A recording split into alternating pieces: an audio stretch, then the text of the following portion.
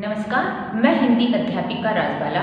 मैं आज आपको 5वीं कक्षा का हिंदी व्याकरण का टॉपिक शब्द के बारे में बताने जा रही हूँ। किसी भी भाषा को बोलने के लिए, लिखने के लिए, सुनने के लिए हमें शब्दों की ज़रूरत पड़ती है और शब्दों की जो बनावट है वो वर्णों से होती है। वर्णों से मिलकर के शब्दों को बनाया जाता है। तो आज हम शब्द की रचना और स्वरूप के बारे में पढ़ने जा रहे हैं। तो चलो बच्चों, शुरू करते हैं हम हिंदी व्याकरण का हमारा टॉपिक शब्द। शब्द को गहराई से समझने के लिए हम इसकी शुरुआत एक गतिविधि के साथ करेंगे। यहाँ पे आपको बेटा एक चित्र दिखाई दे रहा होगा। यहाँ पे मैंने लिखा हुआ है मनपसंद फल। जिस प्रकार से हर व्यक्ति को कोई ना कोई फल जरूर पसंद होता है, उसी प्रकार से मेरा मनपसंद फल है, चित्र किसका बना हुआ है?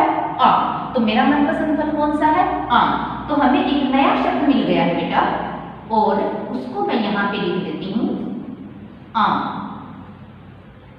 आम शब्द जो है वो बेटा दो वर्णों से मिलकर के बना है। पहला है आ और दूसरा है म।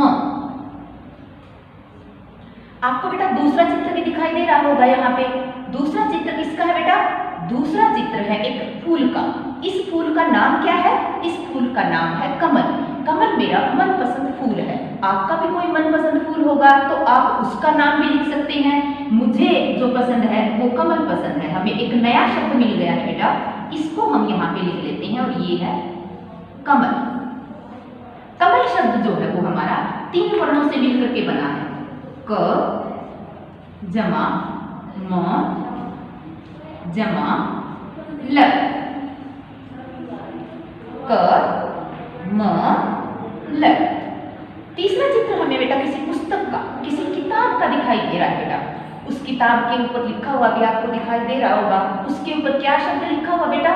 उसके ऊपर गीता शब्द लिखा हुआ है। तो यहाँ पर हम लिख लेते हैं इसको गीता।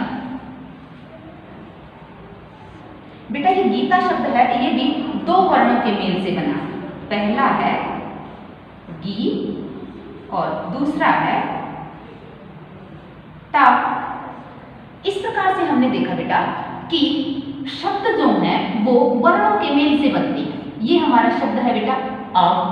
आम शब्द में 2 वर्ण मिले हुए हैं। पहला है आ, दूसरा है मन। इसी प्रकार से हमारा दूसरा शब्द है कमल। कमल शब्द भी हमारा 3 वर्णों के मेल से बना है। पहला है क, दूसरा है म और तीसरा है ल। इसी प्रकार से हमारा तीसरा शब्द है गीता। गीता शब्द भी हमारा 2 वर्णों के मेल से बना है, जिसमें पहला है गी और दूसरा है ता।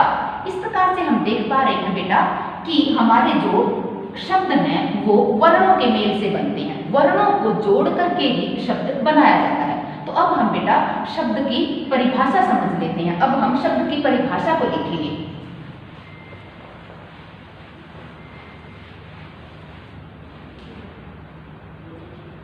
यहां पर हम लिख लेते हैं परिभाषा।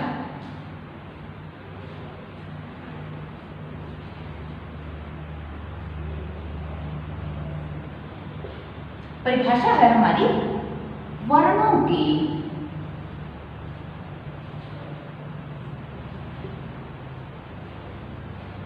सार्थक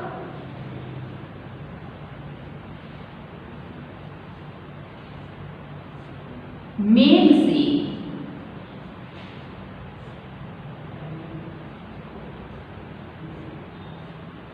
बने समूह को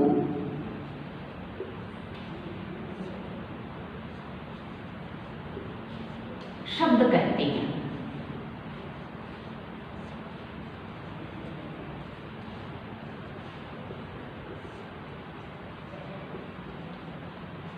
यहां बेटा मैंने एक शब्द सार्थक लिखा है। सार्थक का अर्थ ये कि जिस प्रकार से हमारा ये शब्द था कमल, मैं यहाँ पे आपको लिख के दिखा रही हूँ कमल। कमल एक सार्थक शब्द है। कमल का अर्थ है कोई फूल। कमल का नाम लेते ही हम समझ जाते हैं कि कमल का मतलब है वो फूल, उस प्रकार का फूल। लेकिन यदि इन्हीं वर्णों को हम ऐसे लिख देते ल म क, तो इस शब्द का कोई भी अर्थ हमें समझ नहीं आ रहा है। इसलिए ये शब्द कैसा है? ये निरर्थक शब्द है, इसलिए इसको शब्द नहीं मान सकते हैं। ऊपर लिखा हुआ है वर्ण वही हैं, वही वर्ण हैं। उन्हीं वर्णों को यदि हम सार्थक रूप से जोड़ते हैं, सार्थक रूप से उनका मेल करते हैं, तो जो शब्द हमारे पास आया कमल, वो एक सार्थक शब्द बनता है। इस प्रकार से वर्णों के सार्थक मेल से बने हुए समूह को शब्द कहते हैं। हर प्रकार के शब्दों के मेल को हम शब्द नहीं कह सकते हैं। तो इसी बात को बेटा हम एक गतिविधि के माध्यम से समझने का प्रयास करेंगे और देखेंगे कि शब्दों का निर्माण, शब्दों की बनावट किस प्रकार से होती है। तो बेटा हमारे पास ये शब्द तितलियां बनी हुई हैं। हम देख पा रहे हैं कि हर एक तितली के केंद्र में, सेंटर में एक एक वर्ण लिखा हुआ है। इन वर्णों से दाएं बाएं भी कुछ वर्ण लिखे हुए हैं। पहले वाले वर्णों के अंत में इस वर्ण को जोड़ेंगे और बाद में लिखे हुए वर्णों से पहले इस वर्ण को जोड़ेंगे तो हमारे नए नए शब्द बन जाएंगे। देखिए यहाँ पे लिखा हुआ है नृ, यहाँ पे लिखा हुआ पैर। यदि हम इन दोनों को जोड़ते हैं तो हमारा नया शब्द बन जाता है बेटा नृ, जिसको हमें यहाँ पे लिख के दिखा रही हूँ, नृत्य। इसी प्रकार से जय के बाद में यदि पै जोड़ते हैं तो हमारा नया शब्द बनता है बेटा जब, जिसको मैं यहाँ पे लिख देती हूँ। इसी प्रकार से सारे के सारे शब्द हमारे बन जाएंगे। माँ प, माँ।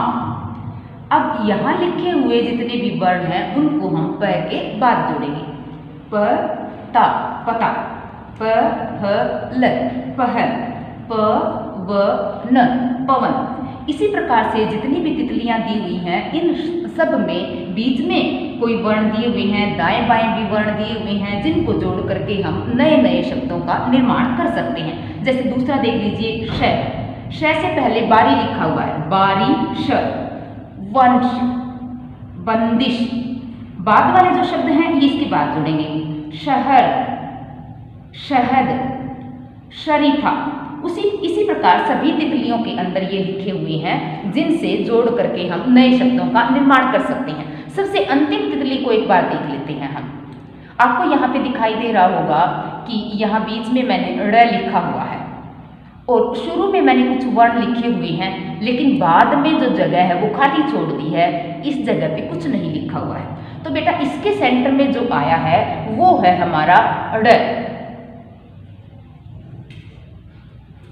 ड़ के लिए एक विशेष बात है, वो ये है कि इस ड़ को लिखने से, इस ड़ से हमारे शुरू नहीं होता कोई भी शब्द। ये ड़ हमेशा बीच में आता है। यही कारण है कि शुरू के जो वर्ण हैं वो तो मैंने लिखे हैं, लेकिन अंत वाले वर्णों को नहीं लिखा है। तो देखिए सबसे पहले है हमारा ज। ज के बाद यदि हम ड़ को जोड़ते हैं तो हमारा नया शब्द बन जाता है जड़। लेकिन ड़ से शुरू नहीं होता कोई भी शब्द। यही कारण है कि तितली में इस साइड कुछ भी नहीं लिखा हुआ है, जिसकी वजह से इसको खाली छोड़ा गया है। इसी प्रकार से पहले पे, बाद में क्या है ड़, तो पेड़। इस प्रकार से हम देख पा रहे हैं कि जो ये ड़ जो हमारा वर्ण है ये किसी भी वर्ण के बाद में या बीच में आता है। कभी भी इससे किसी भी नए शब्द की शुरुआत नहीं होती है। तो इस प्रकार से हमने देखा बेटा कि शब्द तितलियों से हमारे जो नए नए शब्द बन रहे हैं, ये शब्द तितली हमारे नए शब्दों के निर्माण में हमारी काफ़ी मदद कर रही है। आशा करती हूँ बेटा कि जो शब्द का जो टॉपिक था वो आपको बड़े अच्छे से समझ में आया होगा। प्रिय विद्यार्थियों, आपको ये शब्द गतिविधि भी पसंद आई होगी ऐसा मेरा विश्वास है। यदि इस शब्द के टॉपिक से संबंधित किसी भी प्रकार की आपकी कोई समस्या हो तो आप कमेंट बॉक्स में लिख करके भेज सकते हैं। आपकी उस समस्या का समाधान किया जाएगा। धन्यवाद।